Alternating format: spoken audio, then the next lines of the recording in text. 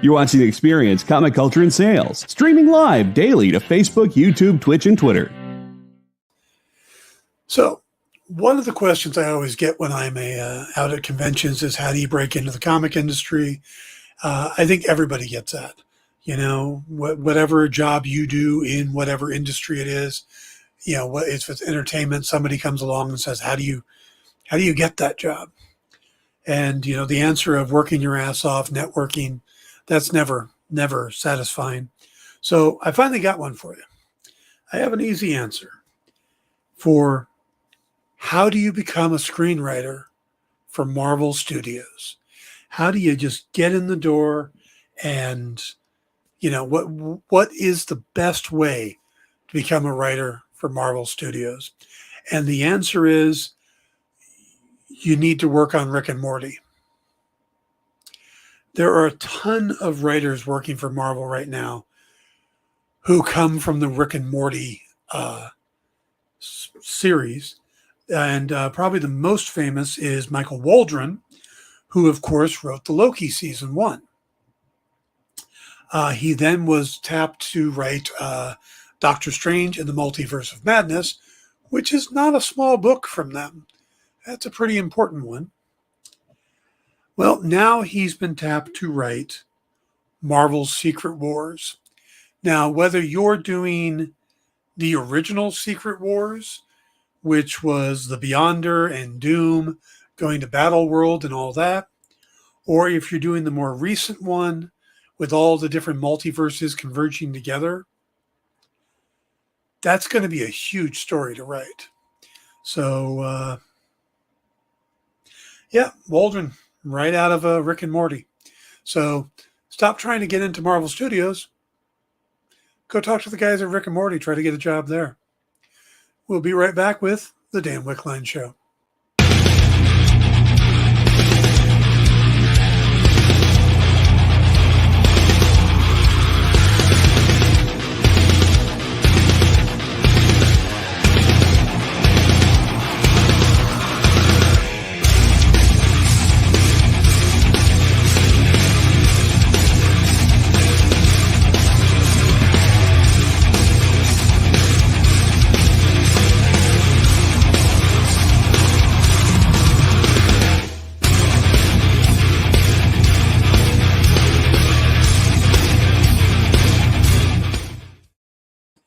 Good afternoon, everybody, and welcome to the Dan Wickline Show here on The Experience.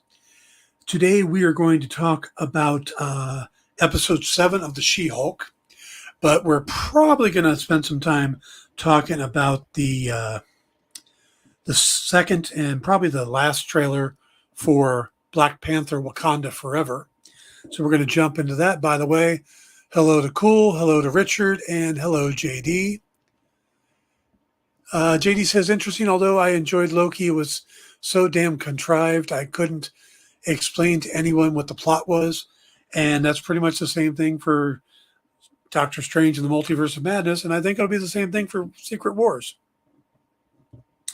So, now he's not involved with the previous one, the Kang Dynasty, where we kind of looked, when that came out, it looked like they were doing the two-parter thing, but I don't think they necessarily are.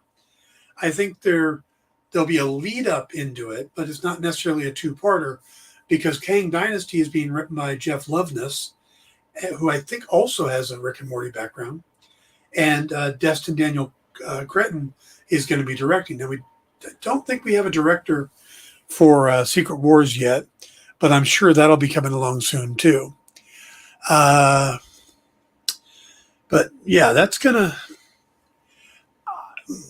I'm kind of hoping that by the time we get done with Phase 6 and we get through this multiverse era, that we then can put the multiverse away, because I like my stories to have a little more agency to them and a little more consequences.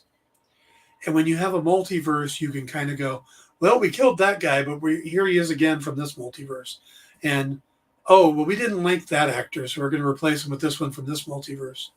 It's kind of a cop-out in a lot of ways. And I don't know. I'd like to see them go a different direction after this. It's been getting more and more cosmic and more convoluted. I'd hopefully phase 7, 8, 9 streams down and goes a different direction. But that's just me. What's funny is I've been watching Earth's Mightiest Heroes, the Avengers animated series. And it's similar in, I'm 20 episodes in the first season. When everybody's everybody, nobody's nobody. Yes, Josh, good point. And JD says, yes, the multiverse needs to go away. It's very confusing to the average moviegoer. I agree. And also, we don't need the gimmicks of, oh, look, it's Tobey Maguire and it's Andrew Garfield and, oh, it's Anson Mount. And I mean, do we really need that? We just need good stories.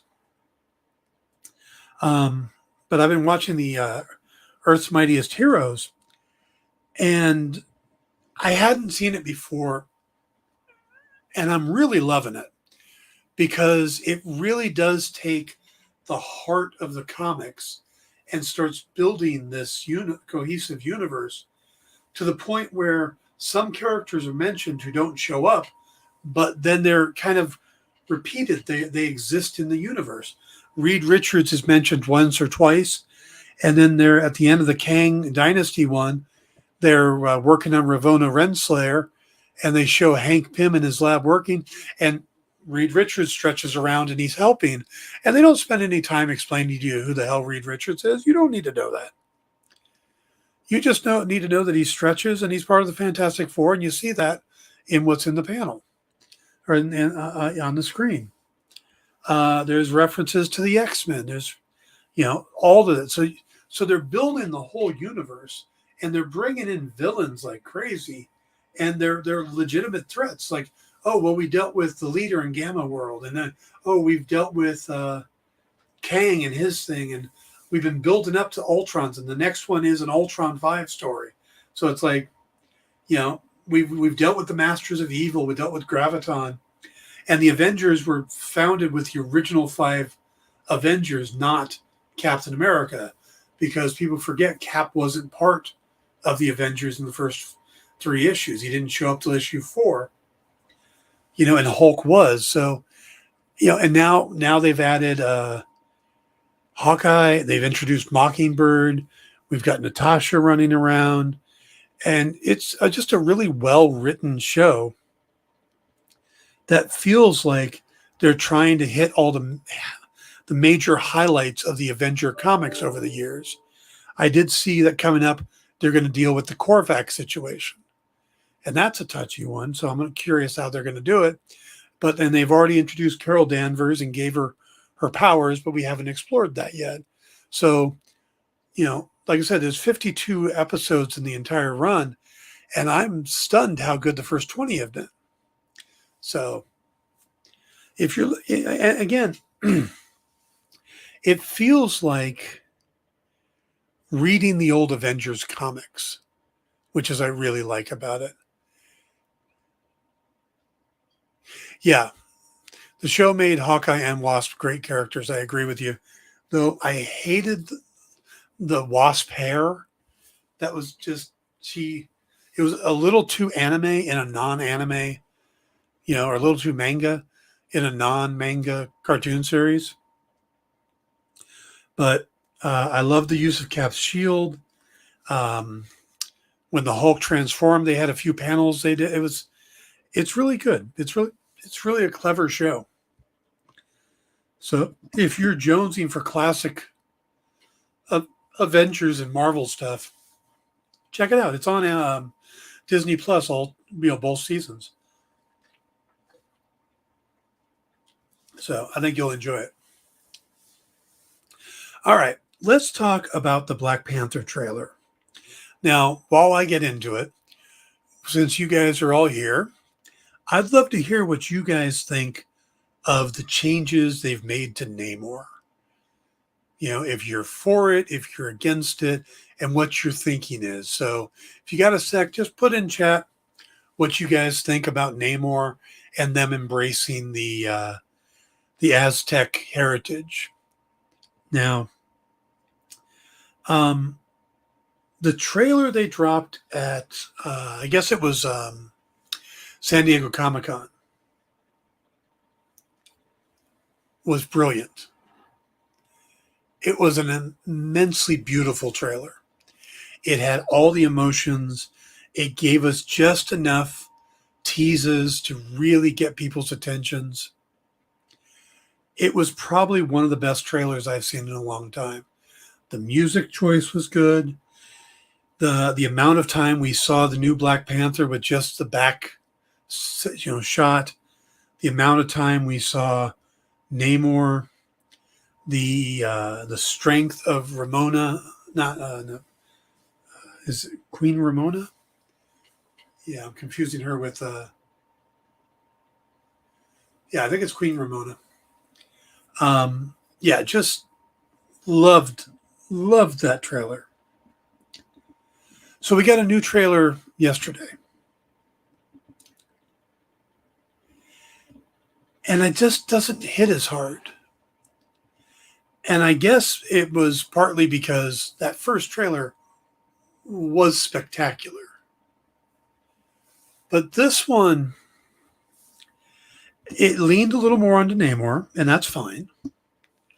I am a fan of leaning into the Aztec stuff myself because,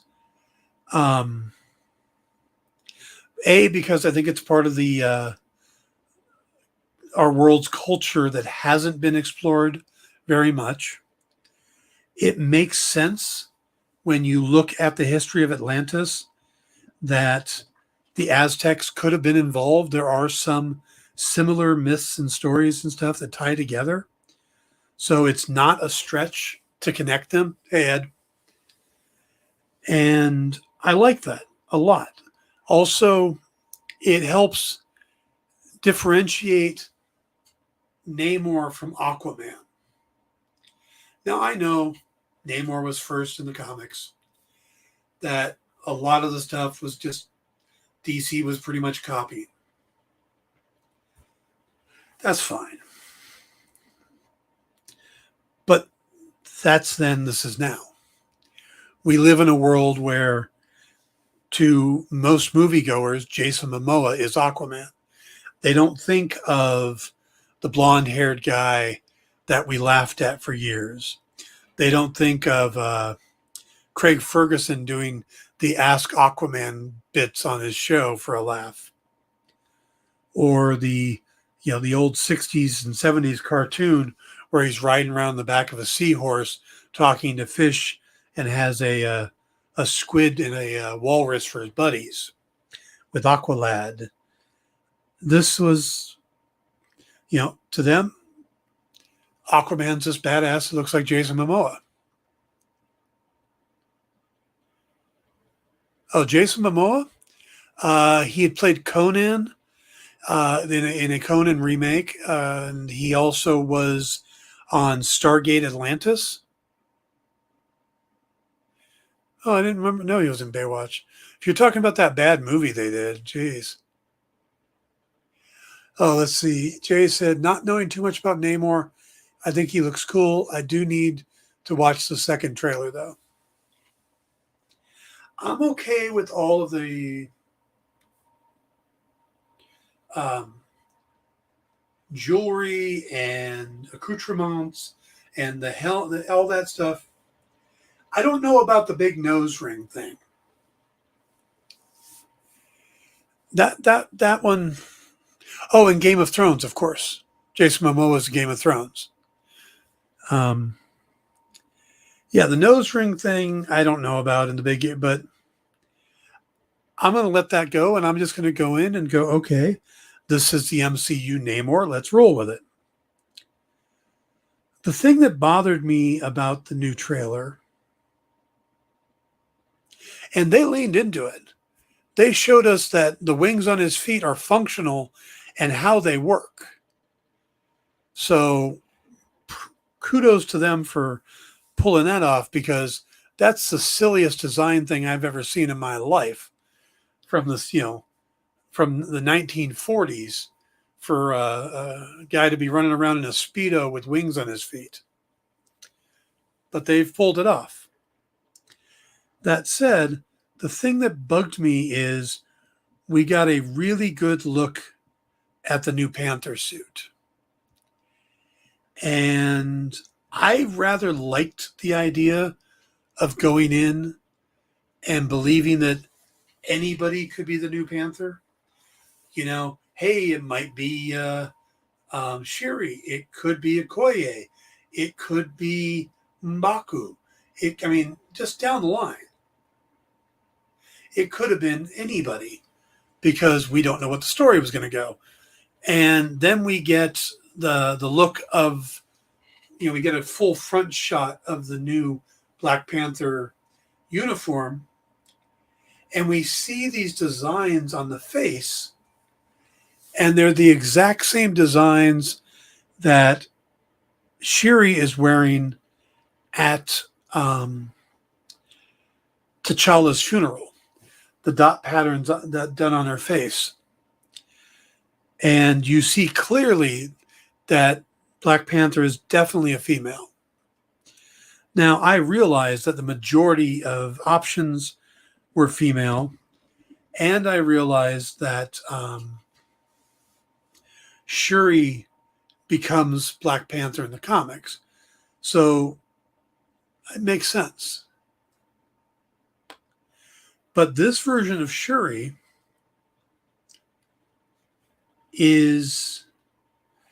leans into the intellectual and has not shown us anything that she's got any kind of fight training,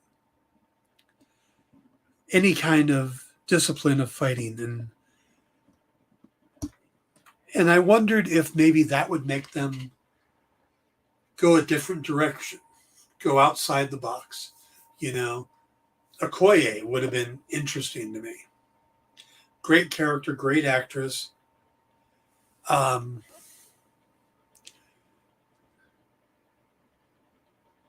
Shuri is his genius sister who makes the Black Panther costumes.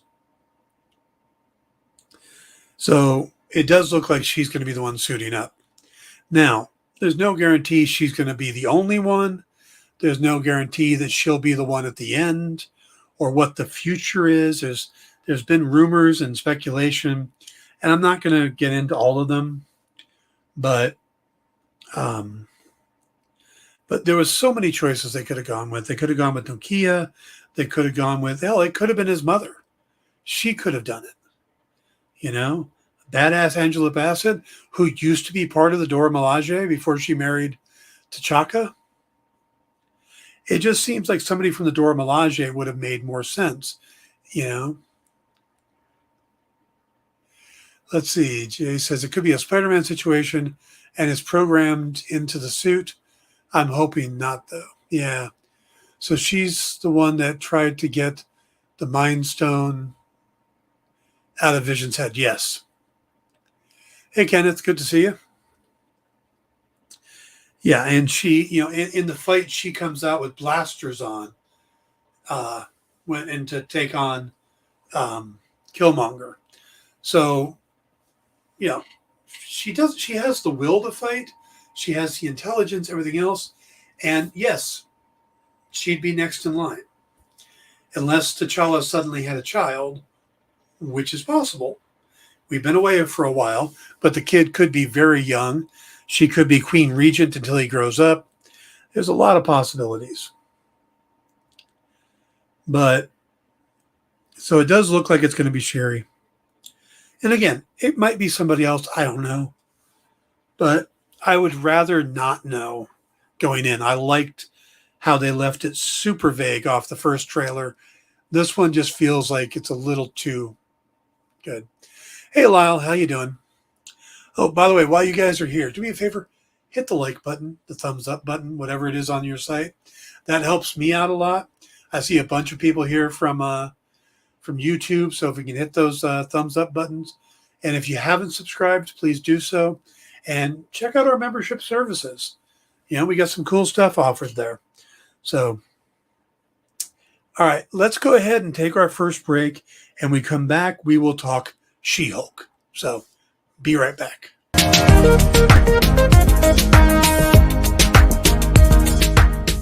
Thanks for tuning into The Experience. Help us out and hit subscribe over on YouTube and click the bell when you do. Need some help? Scan the QR code in the bottom corner.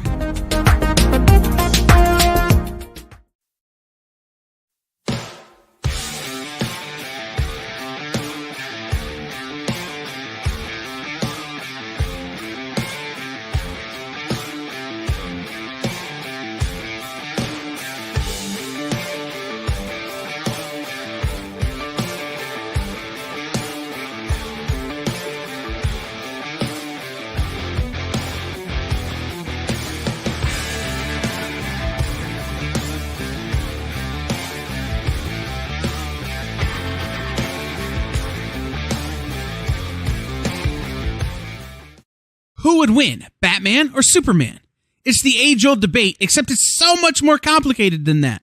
Nerd Killer Warfare every week on The Experience is your chance to debate other nerds in the questions we've all been asking for years, except we take those debates and turn them up to 11.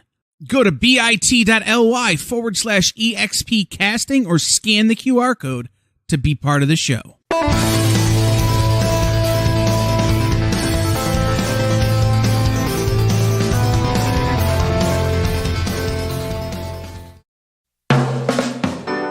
Get the inside scoop on everything happening at The Experience every week. Join our mailing list by scanning the QR code at the bottom of the screen and then watching your email inbox.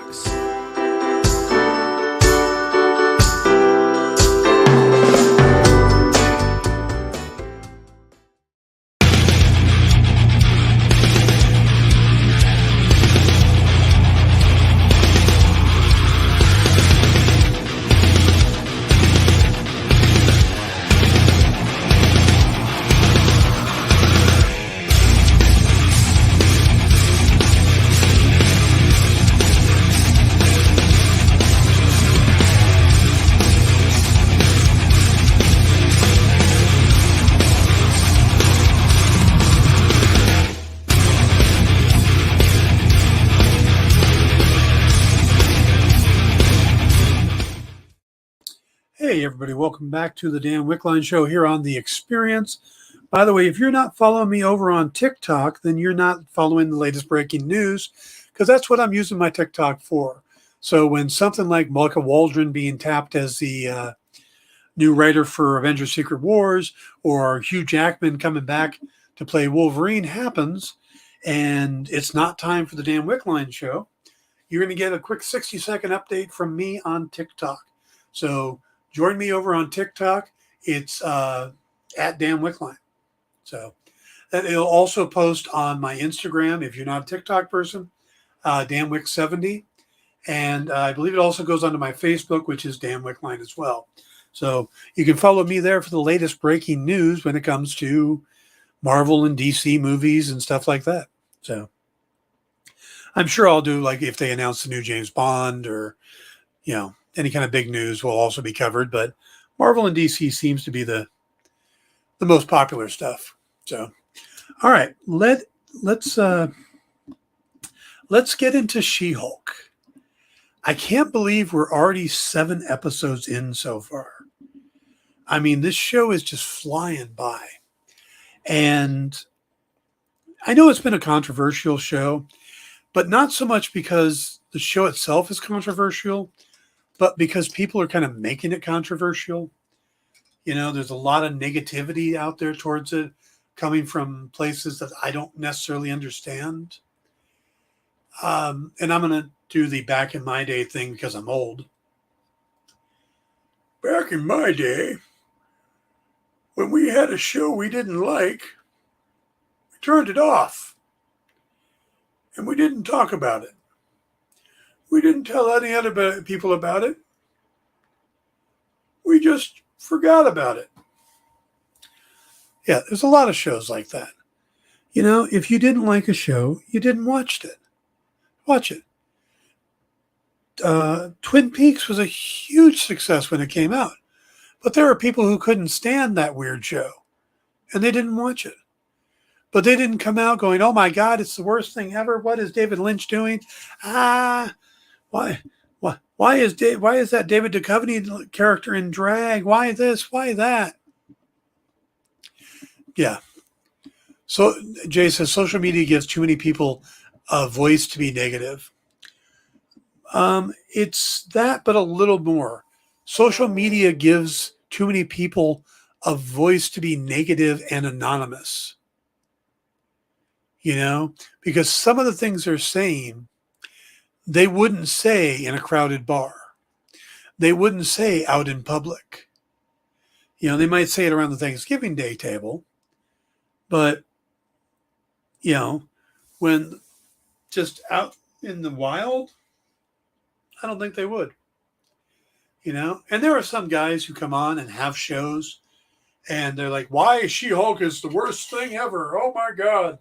There should be the Hulk show, and all it is about women's problems," and turn it off. If there's a show I'm not happy with and I come on and I tell you about it and then I move on. I don't spend video after video after video saying why it's bad. The Terminal List I watched, I hated. But I gave my specific reasons and we moved on. And it really only came on because JD said I should watch more of it. Overall, I look for the positives in things, and I accept the fact that not every show is meant for me. WandaVision was not a show in the beginning that was meant for me. I'm not a sitcom guy, just like She-Hulk was not meant for me. That said, I'm enjoying the hell out of She-Hulk. This last episode to me may have been the funniest. So Ed says, I started out liking it, but I'm starting to get a little bored with it. The rest of my family already gave up, so it's no longer a family event. The one thing I give She-Hulk a lot of credit for is they're taking all the negative posts and bringing it into the show, both clever and funny. Okay. Josh says, to be fair, Marvel has cultivated a mentality that all of their content is crucial for Easter eggs and to see hints of the big next thing, etc. Yeah. And they have absolutely done that. Just like this Friday when they do Werewolf by Night, Kevin Feige has said that it's the first look into an area of the Marvel universe that's going to be important. And I have no doubt that She-Hulk is going to be important going forward, just as I have no doubt that the leader and the intelligentsia and stuff are all going to be important going forward too. But you see it online, and what you get is all Marvel stories are the same. They're just cookie cuttering it. Okay, here's something different. Oh my God, why did you make it different? That's horrible. Star Wars is the same way. Everybody says, "Oh, you did things so differently. We don't love it." Okay, so we're going to do pretty much the same thing as the first movies. Oh, it's just a copy. Why you hate it? What? Are you a cinnamon roll? I realize today is cinnamon roll day, but I am not a cinnamon roll. Thank you.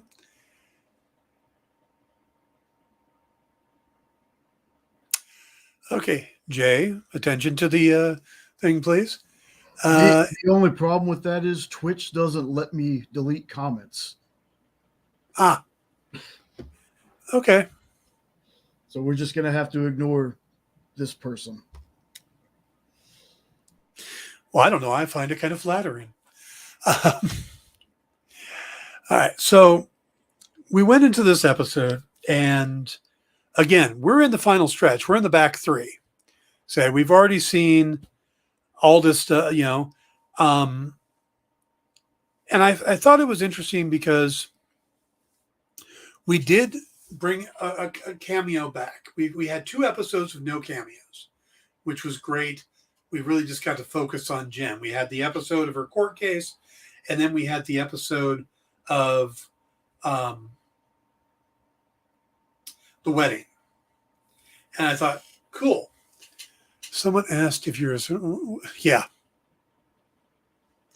Someone asked if I was a cinnamon roll. So we had the those episodes, and I thought, okay, we're in the back three. Now we need to really move the story forward. And then we get this really funny, comedic beat, this moment where it brings a lot of stuff together for the show. And the show is, in a lot of ways, about Jen accepting being She-Hulk, but also accepting being Jen, you know? And she's kind of gone through that phase where she's trying to build her life as Jen, and this accident happens, and suddenly she has these superpowers, and nobody cares about Jen anymore. They only care about She-Hulk, and she sees them as two different people in the same way Bruce does. You know, Bruce has always treated Hulk and himself separately. You know, at one point he says, I tried to eat a bullet and the other guy spit it out. The Hulk is the other guy. Well, She-Hulk has been that same way, is that it's not just power, you know, abilities that she has. When she transforms, her entire life changes because people look at her different. They treat her different, you know, and she says it in the episode. She's like, you know, when you were growing up, did you have that friend who was better looking, more attractive, you know, smarter or whatever, and got all the attention? And you secretly wanted to be that person and maybe even hated that person for it. And now it's just another side of herself. So that's something she needed to deal with. Now, she does that in a very unique way, but there's also the Josh situation. We meet Josh in the previous episode, the wedding episode, and he seems to really be interested in Jen. And we get this montage of dating in the beginning, and it feels like an 80s rom-com at that point. You know, oh, they're going out to dinner. Oh, they're going to the drive-in. They're doing this. They're doing that. They're having the awkward hug goodbye. And then finally, third date, they're hooking up. And that's where everything takes a turn, because she wakes up the next morning and he's not there, and she texts him and then spends the next few days obsessing over the fact he doesn't text back. And the question is he ghosting her? Did he get hurt? Did somebody kidnap him to use him as a pawn against her? I mean, that's what you're thinking as an audience. Of course, she's just like, well, where is he? Where is he? Where is he? She's not thinking all of these things because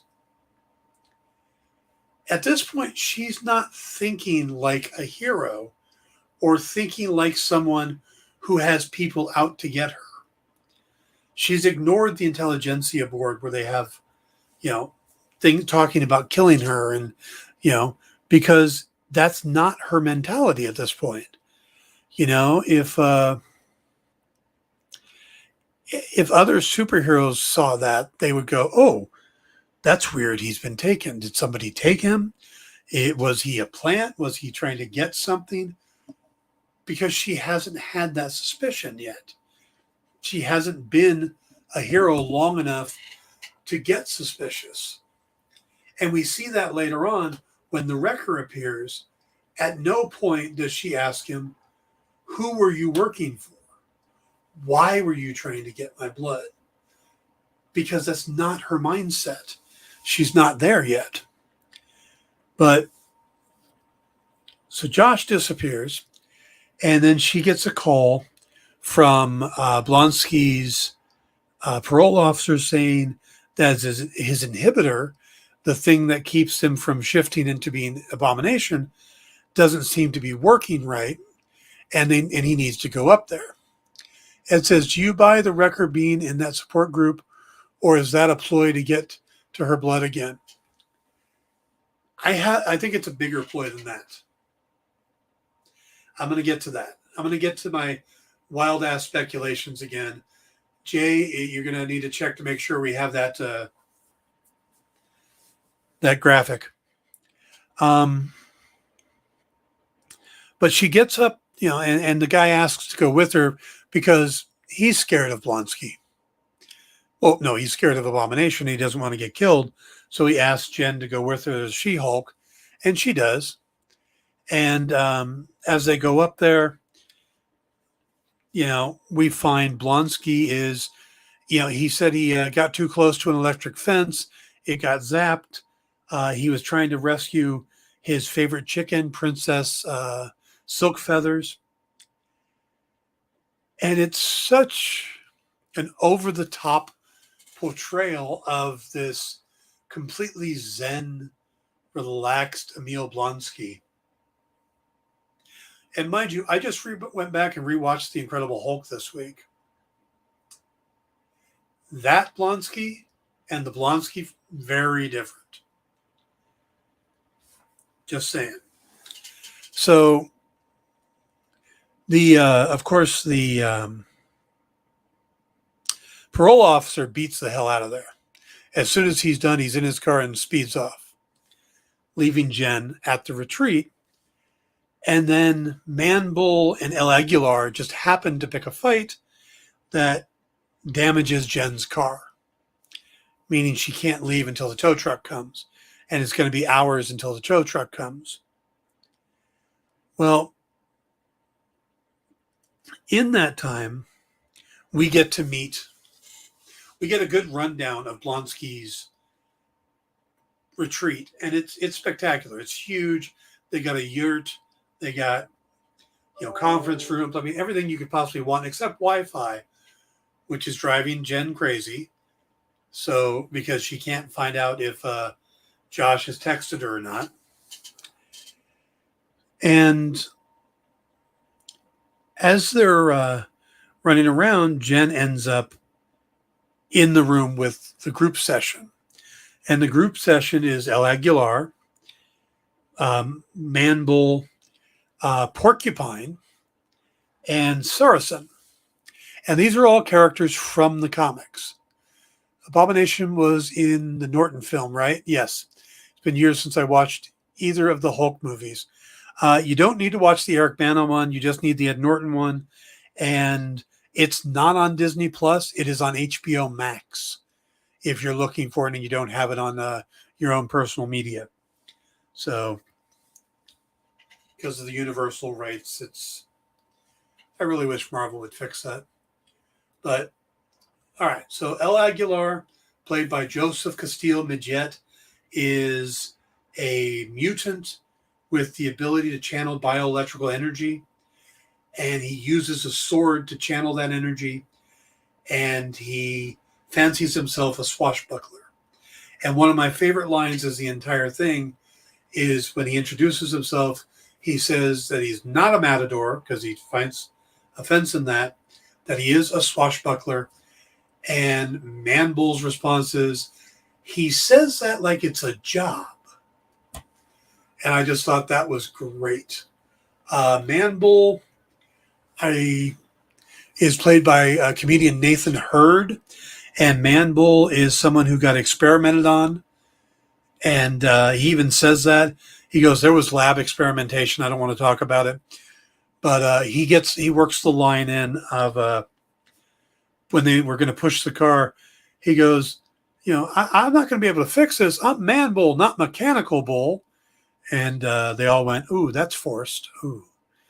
So that was pretty funny. Saracen is played by Terrence Clow. Porcupine by Jordan Aaron Ford. And the four of them are in this therapy session with Blonsky. And it's absolutely hilarious listening to them. and how they bicker back and forth. And I was just laughing through most of it. And Saracen, who thinks he's a vampire, and they're not sure if he's a vampire or not. Supposedly his father was a vampire. And in the comics, there are two Saracens, which is why it's confusing. There is a mercenary named Saracen who gets introduced in The Punisher, and then there is a vampire in Blade named Saracen. So maybe they're kind of nodding to both of them.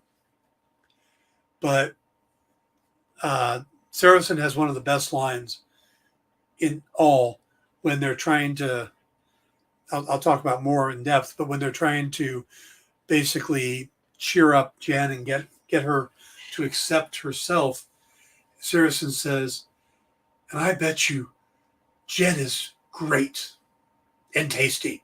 I've got off the rail here. Somebody help. Because this whole thing is about eating blood, but it is just one of the best delivered lines in the whole episode. Porcupine is great because they went old school suit. That is his original suit design, and it's spectacularly bad. And he won't come out of it. He's been in it for weeks. So when he finally takes the mask off, it reeks bad. But yeah, these are great characters, and they're just silly little. Though El Aguilar was a decent villain, Porcupine was kind of an Ant-Man villain. There's a QR code. I don't remember exactly where it pops up, but there is a QR code that takes you to the Ant-Man comic where Porcupine first appears.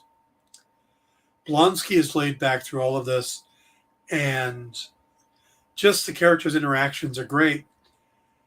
But then the Wrecker shows up, and he's part of this group. And he's just out of the yurt, and his hair is pulled back. And when Jen looks up at him and is like, it's him. You may not remember that guy. And she does the fourth wall break and says, and maybe they did one already, but we're going to do another one previously on him. And we see he was the Wrecker. And she tosses him into some chairs and then ends up in the middle of the therapy session as She-Hulk. And we get her kind of offloading her issues and her problems, and about how she resents how much people like She-Hulk and not Jen, and how the guys that will go out with She-Hulk won't go out with Jen. And then the guy comes along who likes Jen, and then he ghosts her. And she really opens up. And the group is very supportive, like you would expect a support group to be. And they get her to feel good about herself. And through the whole thing, you're thinking something's going to be twisted, something's going to go wrong. And it doesn't. They're very supportive of her. She shifts back to Jen. The tow truck comes. It's Slot Towings, which is a nod to Dan Slott. And she drives back with him. Great. And then we get 3 days earlier, and we see that Josh is up after having sex with her. He copies her cell phone. He takes a picture of her in bed, and then he texts the Hulk King and basically has a blood emoji, what probably is gamma emoji or test tube emoji, and a thumbs up. So he was basically saying, I got it. And we all go, oh, Josh, you turned out to be a bastard. We hate you, Josh. So Ed says, have they shown the super suit that was made for her yet? No. I think they're saving that one for next episode. I thought she'd be wearing it to help out the guy since he specifically wanted She-Hulk to protect him from Abomination. I don't think we'll see her in the suit until we see Daredevil, which I think will be episode 8. I think they'll debut both of those things together. So, all right, let's go ahead and take our second commercial break. And when we come back, wild-ass speculation. Be right back. To be continued. 3 little words that hold the secret to the next great story. 3 words that will thrill you, confound you, give life to new possibilities. Every variation of To Be Continued is a promise of adventure, a promise of excitement, a promise of unseen wonders and unexplored worlds.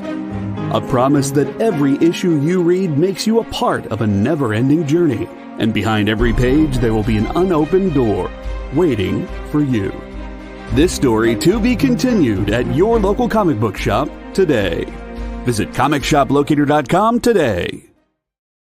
Hey, it's producer Kyle. If you like going places where the action never stops like Las Vegas, the Caribbean, and Atlantic City, then you're probably not who I want to talk to.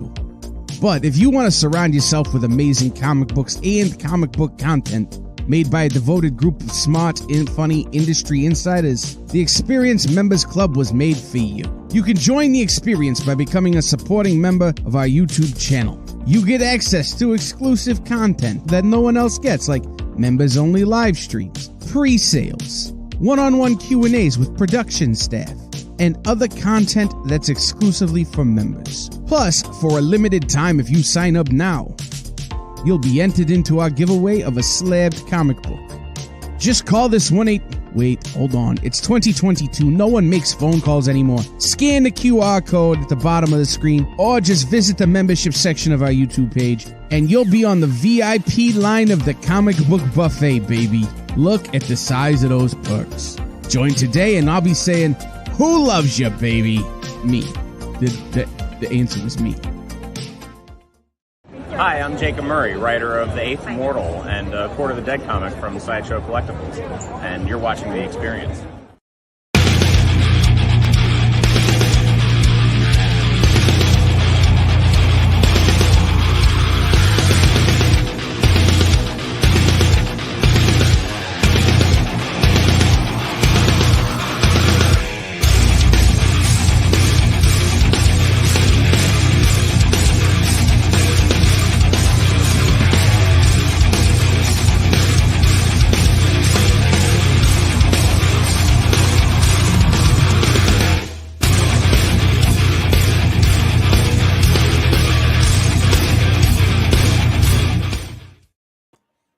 Hey everybody, welcome back to the Dan Wickline Show here on The Experience. Remember to stick around. We got a lot of comic stuff coming up. We have Minute to Skim It with Miss Jen, and then in stores this week with myself, Jay, and producer Kyle. I think it would be Kyle. I don't know. He's been running off. You're going to have a talk with that boy. But, so we got lots of good stuff. Stick around for that. Please remember to hit the like and subscribe buttons and the thumbs up and all that, and share with your friends, because, you know, this being one of the earliest shows on The Experience during the day, we don't get the numbers that some of the later shows get. So I'm counting on you guys to help spread the word, get some more people to come check out the show so we can build the audience. I would appreciate it greatly. Thank you. All right, let's get into wild ass speculations.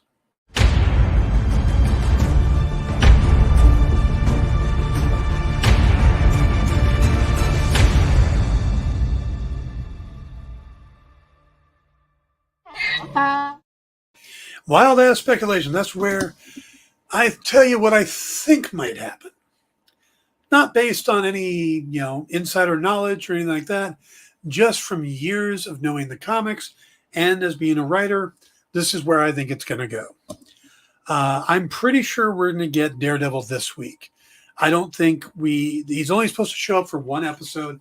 I don't think they'll use him for the series finale or the season finale. I think they're going to use him for the penultimate episode and to get Jen into her superhero costume. I think we'll have a lot more reveals.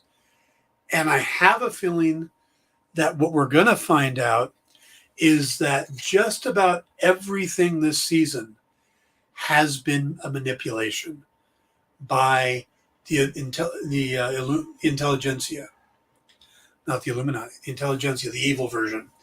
And that the leader is behind all of this. I think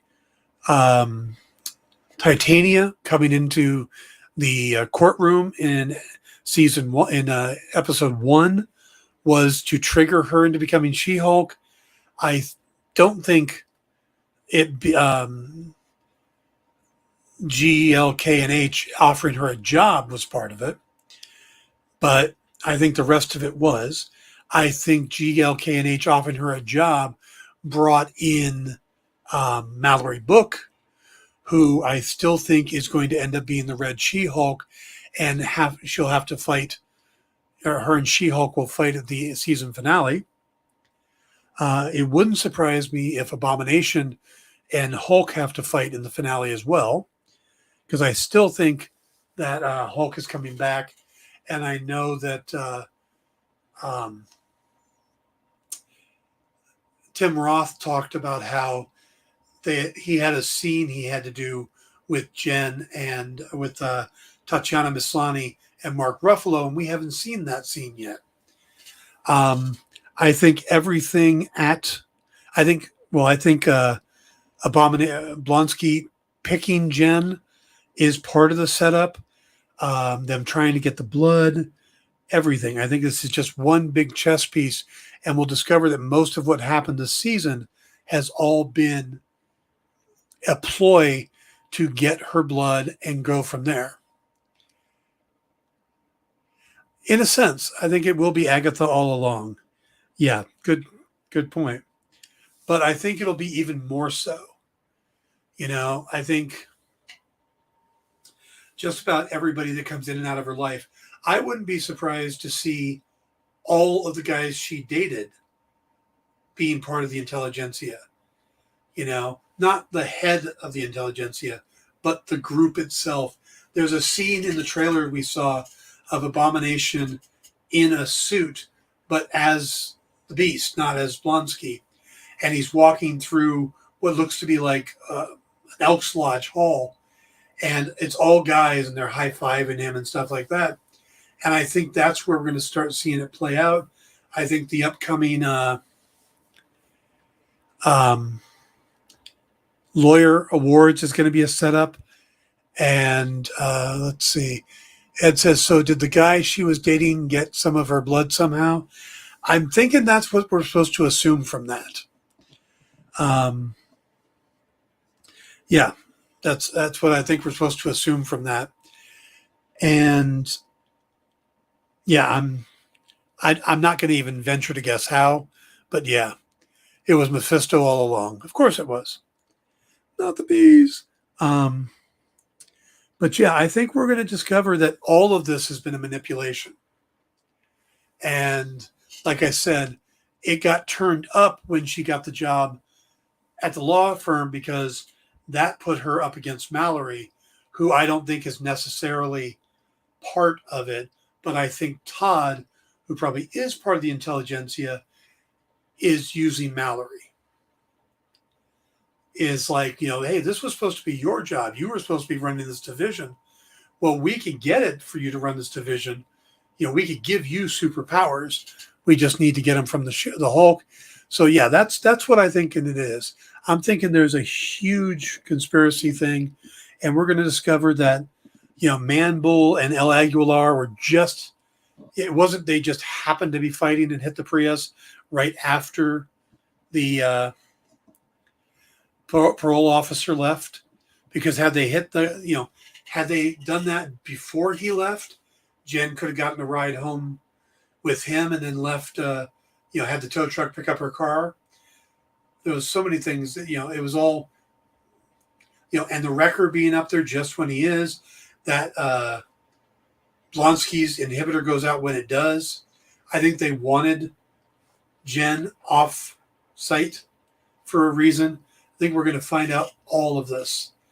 And because normally I don't go into those big conspiracy stuff, but when you're dealing with a character like the leader, you kind of need that. Now, I don't know if we're going to necessarily see the leader, because that's the fact that he's going to be in the Captain America, the New World Order. I think they might want to save the reveal of the look of the character.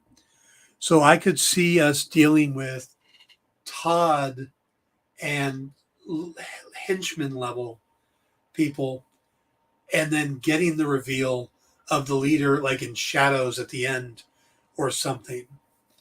So, and he's got his thing full of Hulk blood, which is what he wanted the whole time. And we might even find out that the Sakaar ship coming to get Banner was part of it too. I mean, that's the thing, is when you got a character like the leader or the intelligentsia, you need to have these big conspiracy plans. If we weren't going to get that, then I wouldn't be biting into that. But you've got to establish just how big of a mind this character is, how smart, how he could move all these chess pieces.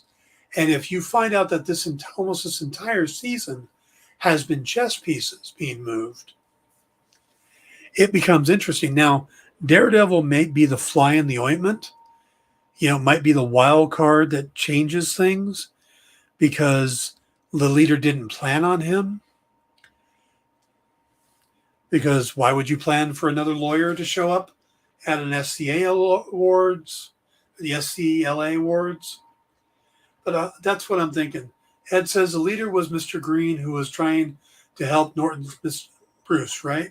He was Mr. Blue. Bruce was Mr. Green. But yes, that's who it was. Samuel Stearns, played by Tim Blake Nelson, who will also be back who's already been announced to be back in Captain America New World Order.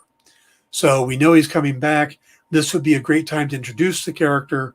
But like I said, they could leave him in shadows so the reveal is saved for the movie. Yeah, his head grew. He was giving Blonsky some of the blood, and Blonsky knocked him away as he turned into the Abomination. And Stearns got his head cut, and the cylinder with the blood broke. So Banner's blood dripped down into Blonsky's open cut on his head. And we see the transformation starting. Now, there is a comic out called Fury's Big Day, where Blonsky then gets taken into custody by Natasha. And there's a little bit, not Blonsky, Stearns. So we see that he was in S.H.I.E.L.D. custody, but we'll have to see how Marvel plays that out, if the comic is going to be canon or not. But all right, that's going to cover it for today. Remember, this week we got a new Andor. We get a new She-Hulk. We get a new Rings of Power, which we're going to be talking about tomorrow. Andor on Thursday. And then Friday, Werewolf by Night. I am excited as hell for that. Last thing from Ed. I need to give Norton's movie a rewatch. I don't remember much about other than You Wouldn't Like Me When I'm Angry. Like I said, I just gave it a rewatch. It's a decent movie. It's a pretty good movie. So if you get a chance, I recommend rewatching it. All right, we're going to wrap it up there, guys. I will be back in a couple hours for In Stores this week. Stay tuned for, I don't know if anything's on directly next, but then there will be Miss Jen with In Stores this week. So stick around, and we'll see you in a little bit. Good night. Join the party.